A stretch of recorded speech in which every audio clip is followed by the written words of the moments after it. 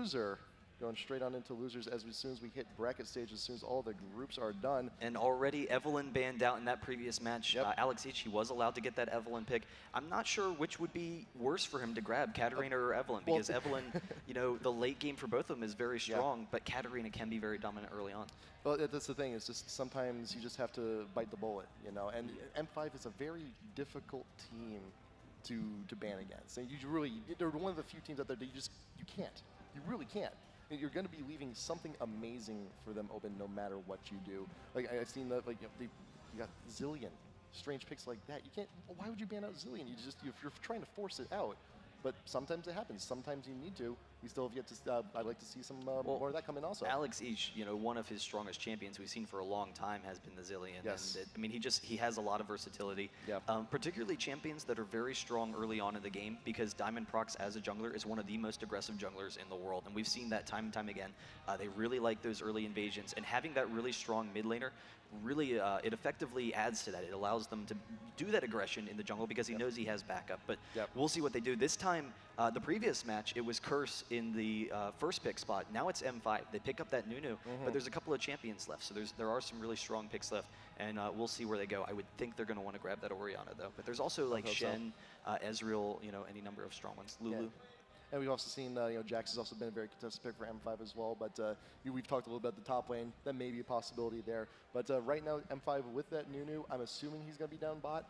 M5, they've been doing very well with the Ashe pick in the AD slot also. And you know, just to give a little comparison right now, just win rate Genja with Ashe in solo queue.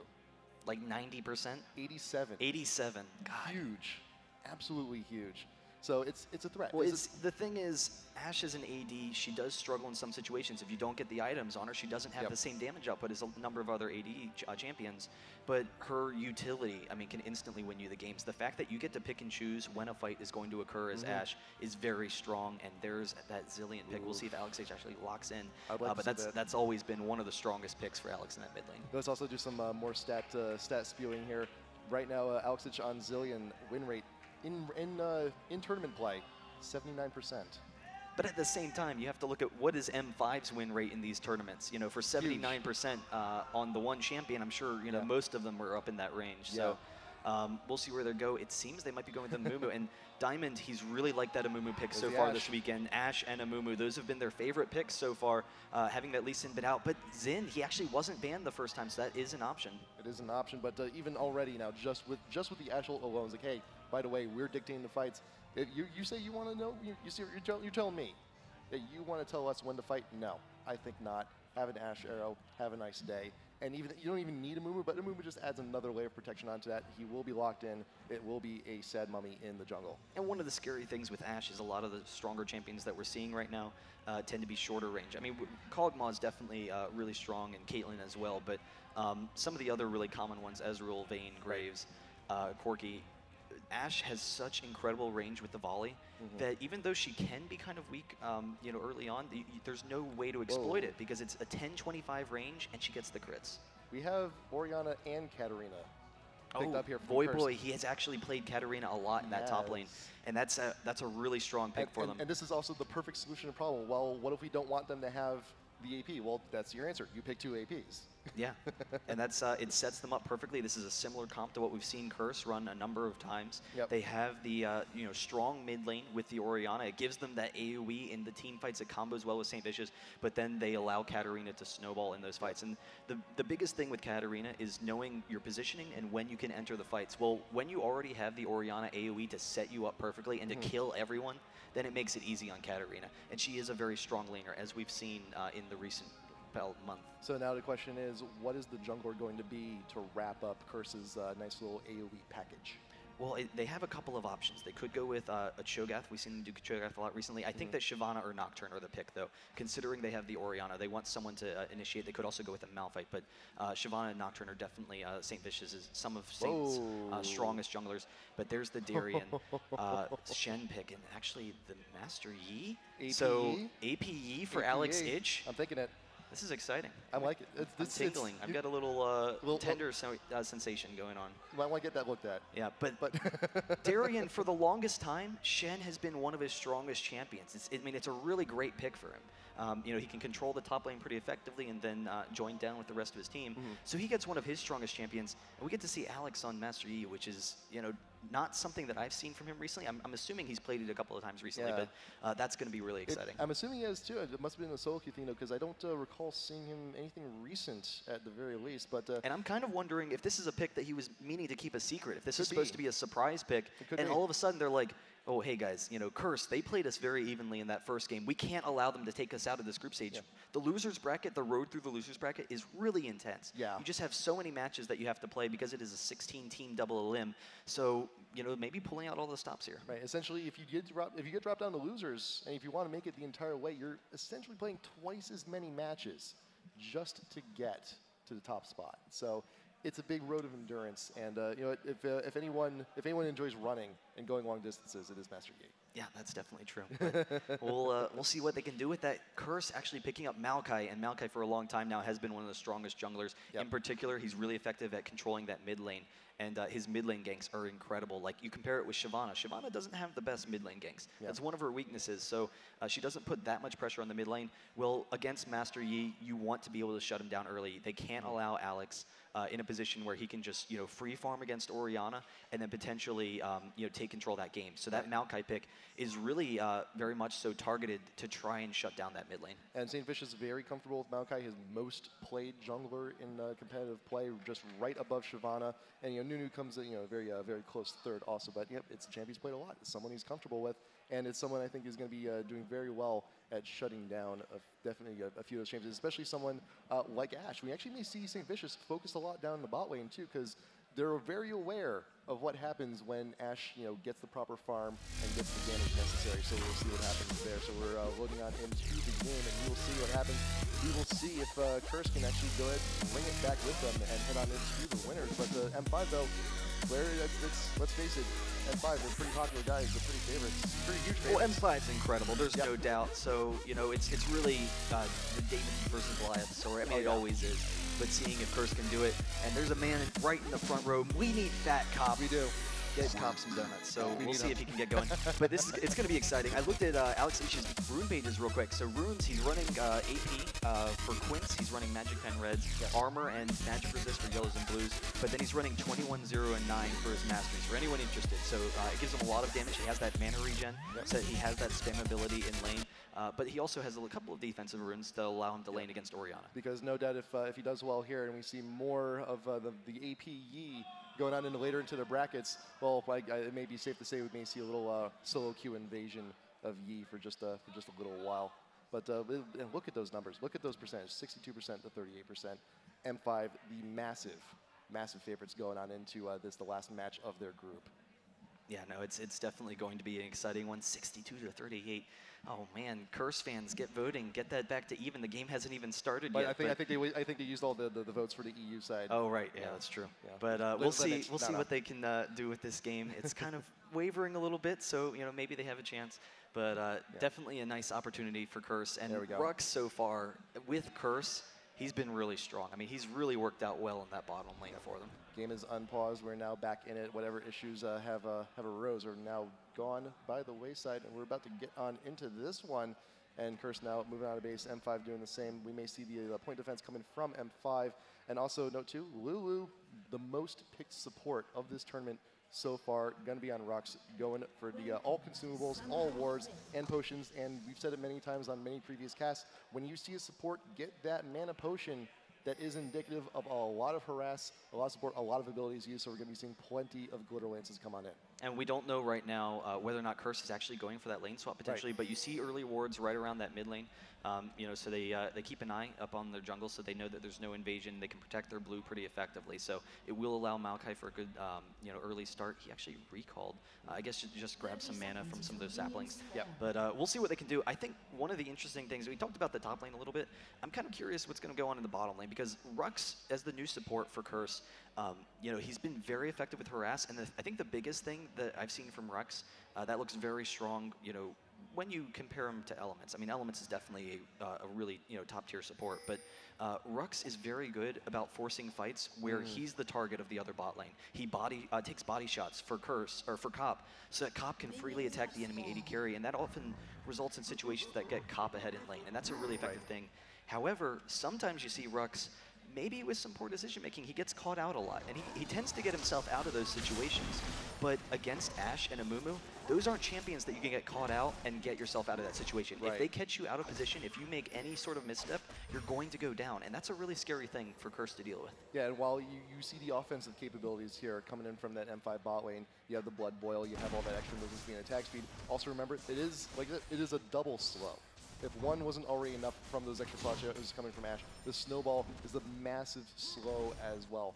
But we may see those trades happen, and anytime if you have a trade down bot lane, if you manage to give up your support for a kill on the enemy AD, it is actually still something in your favor because you are denying farm from the enemy AD and you're getting yourself more ahead. Yeah, and already both junglers making their way up. Amumu, he actually started red, so doesn't risk any early engages from Curse potentially that could set him behind, but he doesn't have his smite. Still, he has enough damage. He's going to be able to take down that blue pretty easily, but we'll see, if both of them actually meet up. So the paths that they're taking, it should bring Diamond right up to this top lane. He can maybe get a gank on Boy, and then Maokai as well on St. Vicious can maybe do the same. Yeah, well, it looks like Diamond's actually going to be crossing that finish line first, getting in position here up in the top lane, chilling out in the brush just for a little bit. Boy not too far away, possibly waiting to see if he's going to push up, but here comes Saint, just finished the red buff. Is he going to lead with the sapling? He could just walk straight on in. He's not going to lead with the sapling. He's going to get caught. Walks right into the brush. Twisted advances down onto Darien.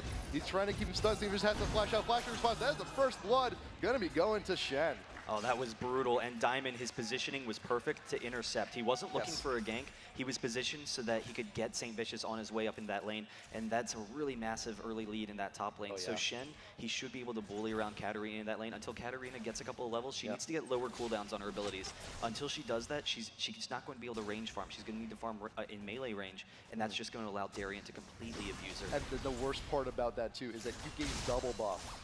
You gave up a double buff, and that is one of the big high-risk things of when you're a jungler and you're trying to still meander into a lane, or if you're unfortunate in happenstance of meeting up with the enemy jungler and you're trying to get into an early team fight and you're caught off guard like that. So yeah, it's going to suck for Boy for the next few minutes. Yeah, we'll see how that results. I mean, he should fall pretty significantly behind farm, but we'll see how he can keep up. Once he gets a couple of levels, again, he should have the cooldown reduction that it won't be that much of a concern, and he'll be able to be okay there. Alex getting some nice damage onto Nijaki, but Nijaki turning around. Diamondprox is here as well, gets the bandage, but the cleanse from Nijaki trying to get out there. Darien is here as well. Maokai turning him around, so Darien does back off, but Nijaki pretty low, is kind of forced out of that lane, and the heals from Master Yi, you have great harass with your Q, but also the heals allow you to stay in that lane. Yep, and Darien walks on down, meanders onto the mid. You don't have to be level 6 of Shen to actually go into other lanes. Your thing's called feet. You can use them to walk to places generally. You don't always have to hit R. Yeah, and that's why getting those wards in that top sort of river is so important for both of these teams. But Curse in particular, because they have an early disadvantage against both Darien and Diamondprox, and so they're going to be looking to press them. And a lot of times you see Diamondprox, he puts most of his pressure on the top lane, between the top and the mid, because he likes to combo with Alex H. So they need to get wards in that area to make sure they can shut that down. But we'll see what they can do. So far in the bot lane, though, Ashe has a nice early lead over Cop. They are pushing into the tower, so Cop's going to be able to catch up on some of the CS as they hit the turret. But already the range advantage that Ashe has over Ezreal is just massive right now and giving them an early lead. Yep, and all the aggression that Curse was assuming to try and get here in the bot lane, it doesn't do a whole lot if you're being pushed to tower constantly, if you're struggling to farm. And you see, there's a little bit of hesitation there. Like, do I want to stick out a little bit too far? The ward is in the river. They know that Ghost Pepper is looking to pounce, he's looking to throw a few snowballs and try and get some harass in. So, Curse, they're just going to have to chill out, wait for a little while, get their farm on. And we'll see. I think the team that's to strike next will most likely be at Moscow 5, considering some of the aggression we've seen from Diamondprox and that he has a nice early lead. But he recognizes that Maokai is incredibly strong at this point in the game, so he doesn't want to put himself in any dangerous situations. But we'll see if they force anything. Maokai is actually making his way down bot, so they might try and force this. They do ping him off, so they do back off. And Gosu, Pepper, and Genja, they will be safe in that bot lane. Yeah, and Gosu, look at the positioning there on Manu. He's always in that rush. He's essentially playing Teemo. He's acting as his own little ward there, just to get Vicious. Like, well, you know what? You went boots first, and that is one of the disadvantages, is that you have significantly less vision because you decided to dedicate all of your money to that. You don't have all the ward coverage. So, do the next best thing, be your own ward. Oh, and the blue is close to spawning. It's about 30, 45 seconds away, but Diamondprox and Alex6 are coming for this dive behind this bot lane. They aren't level 6 yet, but Orianna's coming in as well, so it's going to be a full-out fight. Saint Vicious is also there with the twisted advantage. Rock's going to get chunked out huge, though. Ignite still going down onto Saint Vicious, but here comes Darian in to help join the fun. Double kill for the Master Yi. Wonderfully done. Great coming from behind. Voyboy has a little bit of time to himself in the top lane, though. He will be able to catch up a little bit of farm, but that is 2 kills just given up. Well, they can't fall behind early against Moscow 5. That's already what's happening. Yeah. The previous match we saw, with the Dragon as well, but the previous match we saw it was very even through most of the game, but that's really scary, that early pressure, and Alex6 actually zoning off Nijaki. There's the slow from Gosu as well, just going to force him back, but Gosu Pepper rejoining with his team. They should be able to grab this. Cop, he's trying to slow them down as well. There's the Shen taunt into Orianna. He's able to back out of there, and the Dragon will go down. Amumu picks it up, but they are all very low. Very low. Ignite going down. Boy, there's the Orianna orb, though. You could have given it to Void, but no, he wanted to They're stuck in the Dragon Pit. Diamondprox. Oh no! He had the flash up, just was not paying attention. Probably had the shop open or something. And so they do take them down. Voyboy coming down, so that's 2 kills for them. It does bring it back to just under 2K gold lead when it was about to jump to a 3K, so that's a huge exchange for Curse. They definitely need that to happen. It also gets Katarina in a good situation in this game. So she's now even with Shen at 1-0, but she also has a slight CS advantage because he left. He has the Dragon, but you know, Voyboy is in a great situation at top, and he should be able to AoE farm. And then the strength of Katarina will really show. The fact that she's a massive AoE clearer. She can constantly push Shen into his tower, whereas he, you know, his single target focus, he's not going to be able to push back very effectively. And maybe that holds Darian stuck in that top lane. Yep. And also, you know, realizing Voyboy, he's starting to itemize. He's got the tier 2 boots. He's got the spell pen, so he's going to be doing a little bit more damage and a little bit. He's going to be a little bit more relevant in these exchanges if he decides to come on down from top lane and actually help out the rest of his team. And Darian actually still actually sticking it out here in the mid lane, killing some time. Alex6 going to go ahead and grab the blue, bring it back with him so he can throw down those alpha strikes just with a little bit more frequency. And one of the exciting things about Master Yi is he's actually very similar to Katarina and Evelynn. In that M5, they like these really long, protracted fights where they can get resets on their cooldowns. And Master Yi, with his ultimate, he gets the reset on his Alpha Strike. That's going to allow him to, you know, snowball those fights, potentially very similar to Katarina. And he actually goes top. So I think that's partially because they're concerned about the pushing power of Katarina.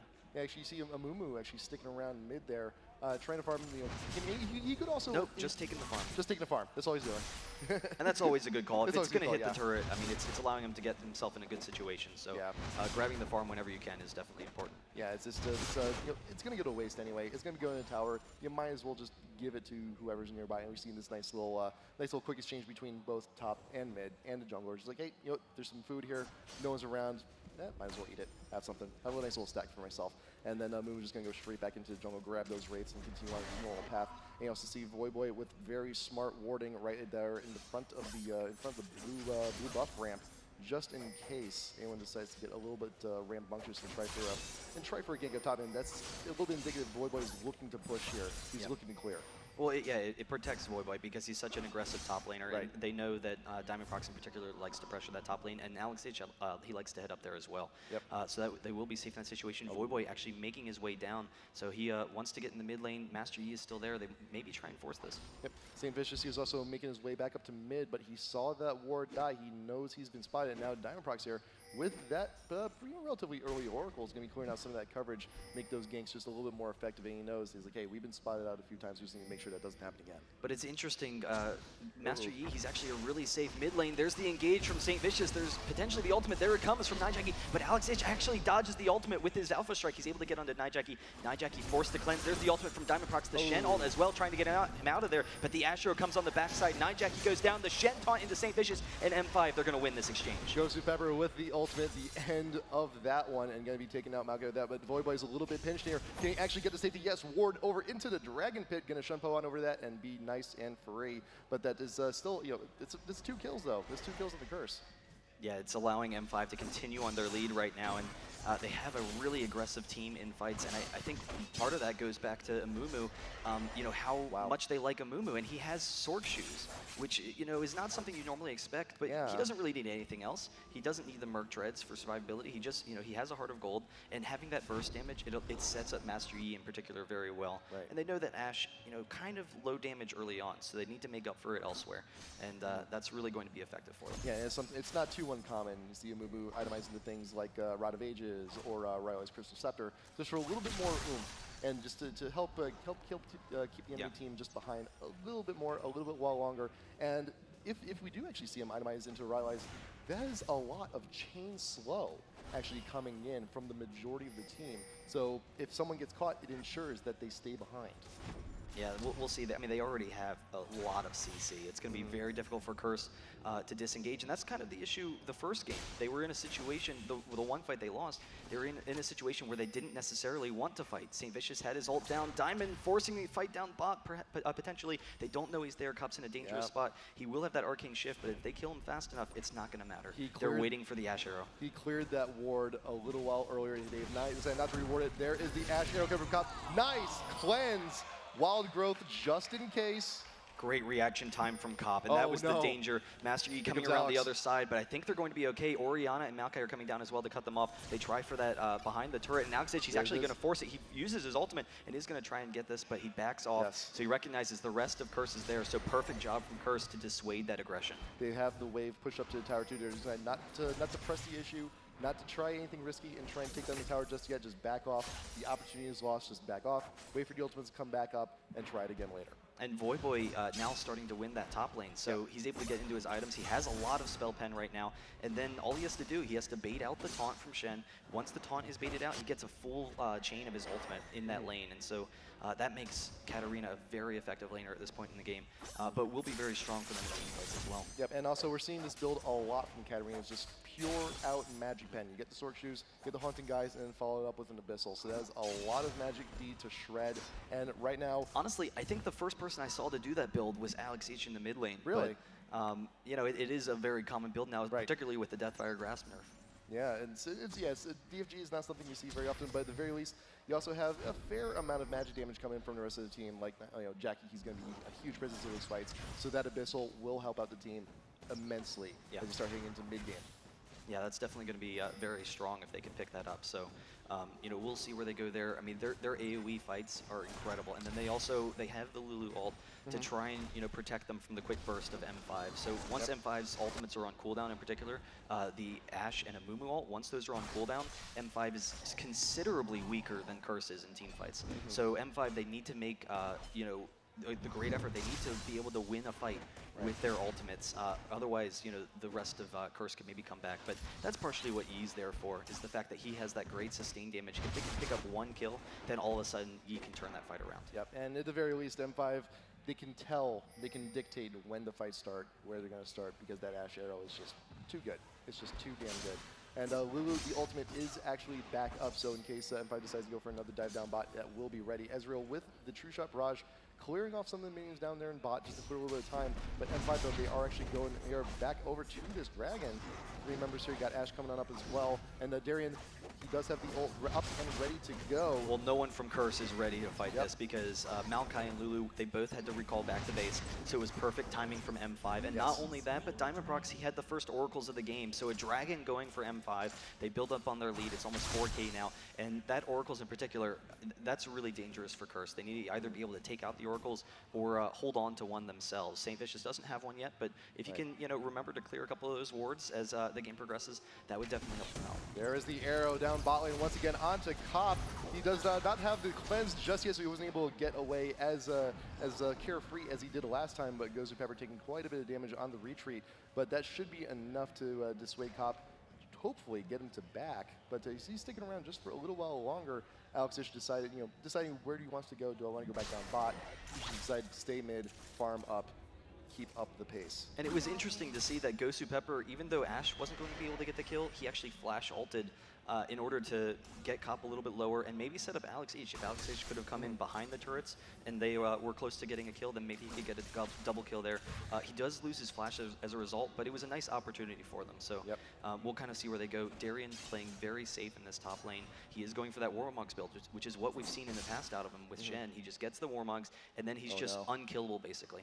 And Diamondprox, if he was heading up top lane, that could have been a reverse of fortune, but what we saw earlier on for that early jungle fight. But here comes St. Vision with the twist advance. At post flash, Darien actually bringing him within tower range, but recognizing there is no more gank opportunity, Voidboy decides to back up. But Diamondprox here with the Oracles does see that brush is warded.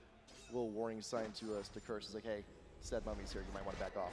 Well, and you see Curse, they've been very smart with their fights so far in that they're not chasing M5 in any situations. They recognize M5 has been very good about transitioning from lanes. So Alex Ish, he's been looking to move out of that mid lane constantly, and Diamondprox, they don't have great ward coverage right now because of that Oracle, so who knows where he could be. So instead of trying to force anything on Shen, when they were losing that situation, they just immediately get out of there and run because they know M5 could be right behind. And that is the sign of a very well-coordinated, well-seasoned team to recognize which opportunities are good, which ones are bad. Because you see a lot of teams out there, they just go straight on into fights, every single one head on, trying to make a difference. But sometimes the best option is to just stay in by.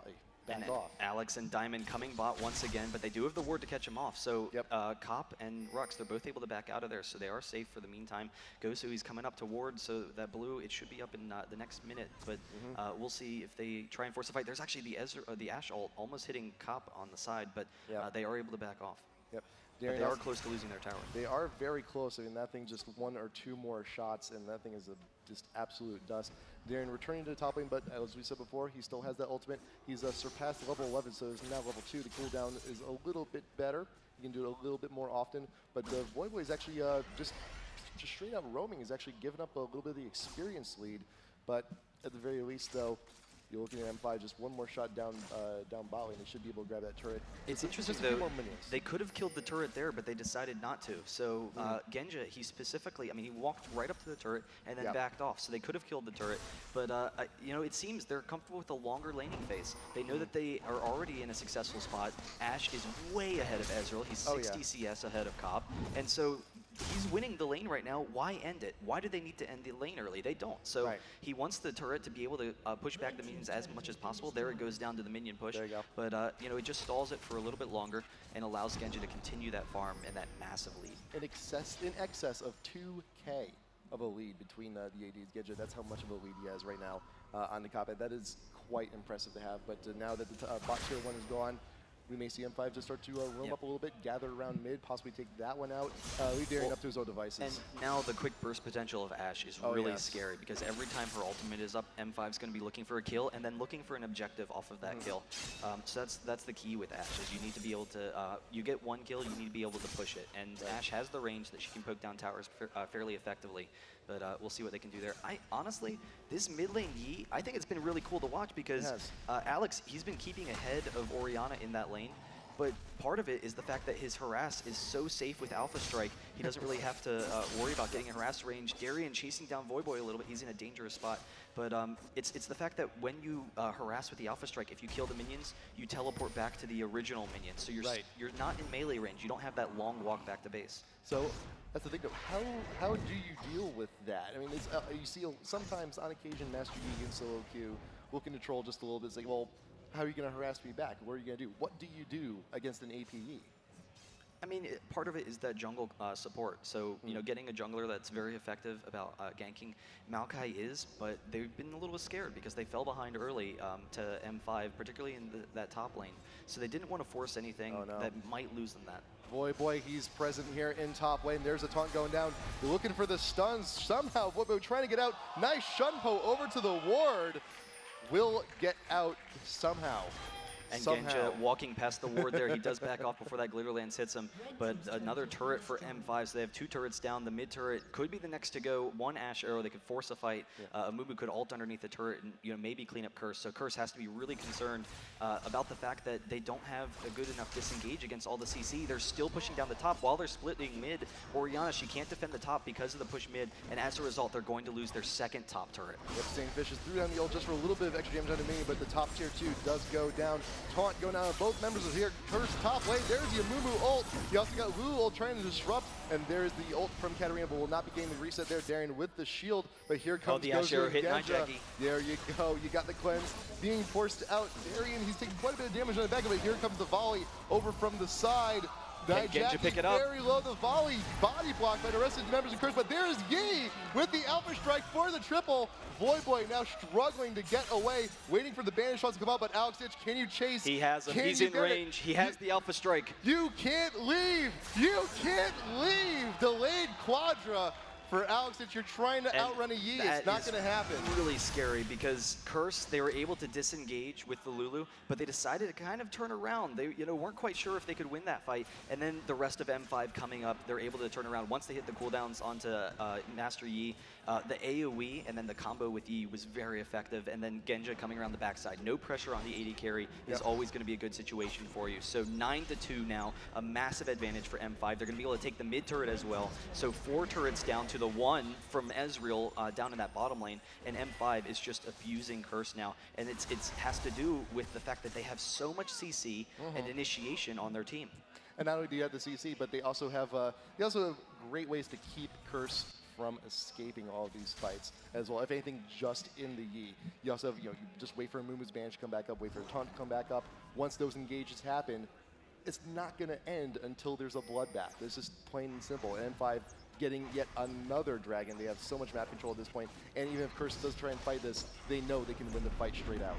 Yeah, it was a close fight, though, for Curse, the previous fight. And part of it was the Lulu, the fact that M5, we had talked before, because of, the way their champions work, they need to be able to get it with their ult. There's the arrow on the Saint Vicious. He's going to be caught out of position. He does barely get out of there. The movement speed from Nijaki is well able to get him out of there.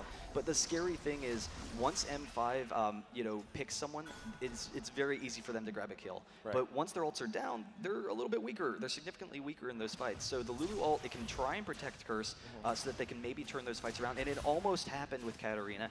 Part of it was just no AD versus an AD team. So it's a 4v5, and they lost it. I can't help but imagine if Voyboy did get the reset on the ult somehow, it could have been a very different fight, but fortunately enough, that did not happen. That may happen in the next fight. We'll have to see. We'll have to wait a little while on Voyboy. Keeping Darian away, but that shield now is just a little bit too strong from that Shen. He can just tank the turret all day if he wants to. Well, and that's the thing. Now that he has the Warmogs, Darian is basically unkillable in that 1v1 situation. Curse, they're going to try and engage on him, so they actually maybe just get the blue for Nijaki, but they recognize Katarina right now, Voyboy, he's not going to be able to bully around Darian out of lane, and now he's going to be split from the rest of his team because Darian can just split push the whole game, and they really need Katarina in those fights. So that's the thing. Is there anyone that can even remotely defend against this massive push from the lone ninja? There is maybe Orianna, maybe, but still, they need the initiation. Yeah, well, Orianna definitely needs to be with the team, but right now, M5 clearing out the wards by the Baron. The key for that split push Shen, they're actually just going for it. So Amumu and Master Yi, they're going for it together. They have the heal and the massive armor on Master Yi, so once the knockup is down, he can heal and easily take that Baron. And now the rest of the team is coming around, and they have the Shen, so it is going to be a 4v5 at worst. Usually with the Shen split push, you want to either force a fight and win the fight before Shen can finish his ultimate, or try and pick off Shen in that side lane. They're not going to be able to pick off Shen, so the key is going to be for them to burst someone down from M5 before Shen can even teleport it. Yeah, and sometimes there are certain champs, with if you see Shen, it will cancel out, but it's Katarina, pure damage. She does not have that available. Honestly, I'm a little bit surprised that M5 didn't decide to go for that, but they're concerned. They have a big lead right now. They're 9K up on Curse. They recognize, they still respect Curse's AoE. That's the key here. It's respect for Curse's team. And they don't want to force a fight at the Baron that maybe turns around the game and loses it for them when they know they can just slowly split push them. Yeah. Also keep in mind, that is the Baron pit. The Maokai ult pretty much takes up the entire area of the pit. If Voyboy was able to somehow get to the fight, it's a very close AoE. Same thing Nijaki. it's essentially a death trap if you get caught in that thing. And M5, they do respect the AoE, they do respect the damage capabilities, and remember, they want to dictate the fights. They want to start everything off. They want the Ashe arrow to start every move they make. Oh, but the scary thing for M5's team right now is Ashe, how much damage she has. Oh, yeah. You know, she doesn't have a steroid as a champion, but when you have an Infinity Edge and a Phantom Dancer, it doesn't matter. And Nunu. Yeah, if they can protect her, which they're going to be able to. They have the Amumu and the Nunu to control that front line, and Nunu's ultimate, in particular, can just completely shut down any engages onto the back line. It's going to protect Genja in these fights, and then with the range he has and the just massive DPS he has, it's going to be really scary for Curse if they can't burn him down. And what's going to be even worse is that when Ghost of Pepper eventually does get that Zeke's Herald, and Ashe is going to get very close to maxing out on attack speed, and the damage output just raises exponentially. Genja getting chunked out huge, though, gets caught by the orb, free tower shot, is going to have to play it safe just for a little while longer, and M5 they're deciding to disengage, just go off to the side, take out some little bit more of the jungle camps, and then move out from there. They think they're going to go into mid next. Yeah, that was great for Curse in that situation, because I think M5 actually might have been looking to force a fight after taking that turret. So Ashe was taking down the last of the turret. I think the second the turret died, they might have just thrown the Ashe arrow and forced a fight with a Mumu, because they know they have a nice enough gold lead. They can try and force it, but they're coming right back to the mid lane. They can push it down. Ezreal trying to clear with his ultimate, but Genja doing way too much damage. He drops it very quickly, and now they have to decide whether or not they want to just force an engage onto Genja, or if they want to allow M5 to just slowly kill their base. I'm thinking like Alex is just tailing right on the end of his group. Is like, no, come on. Go for the engage. I know you want to, but all the ultimates are up, though. They are ready for these engages. Saintfish is a little bit too far away from the rest of the team. Voidboy coming on in. There is the Shen ult now on the Ghost of Pepper, but they have everyone pinched. Look at the sandwich. You got that wonderful Ashe arrow and Alex using the Zonia's caught over on the back line. You got the Mumu coming in. Voidboy throwing down the ult, but he does not get the reset.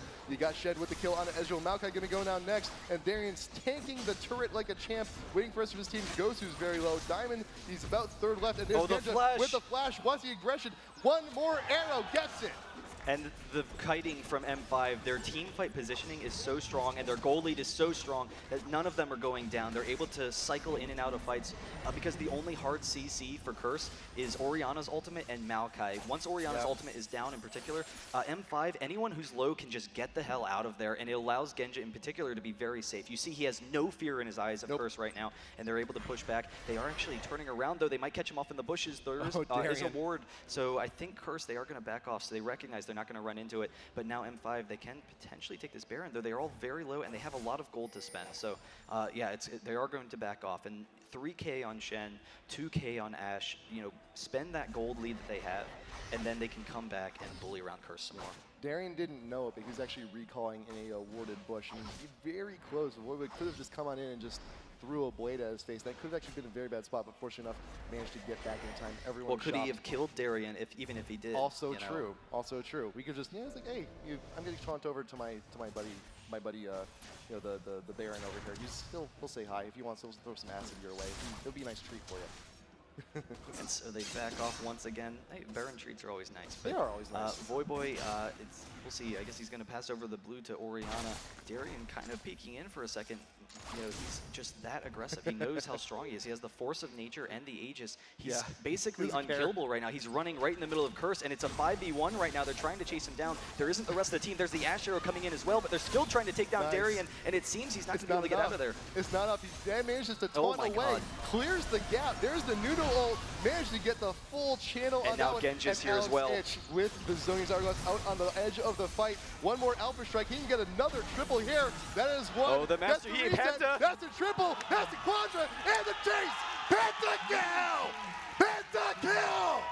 Alex Ich with the pentakill on Master Yi, and that is the strength of their team. Once they get everyone low, M5 takes it home. They're pushing down the Nexus, and oh my god, Darian was such an incredible tank.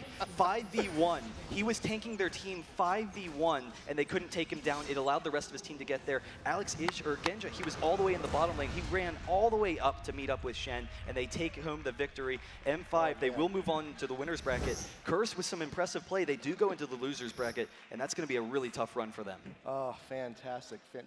See, now Now I'm afraid to play solo queue because I'm just gonna be seeing Yeez all day. Like it's gonna suck. I've already been seeing Yeez all day. It's gonna suck. Yeez incredible. He's such a strong mid laner, and then the split pushing and everything. Yeah. But incredible play from M5. They go over to shake Curse's hand, so definitely good sportsmanship there. Both teams giving it their all. Very impressive play. Yep. So with that, it is the Curse.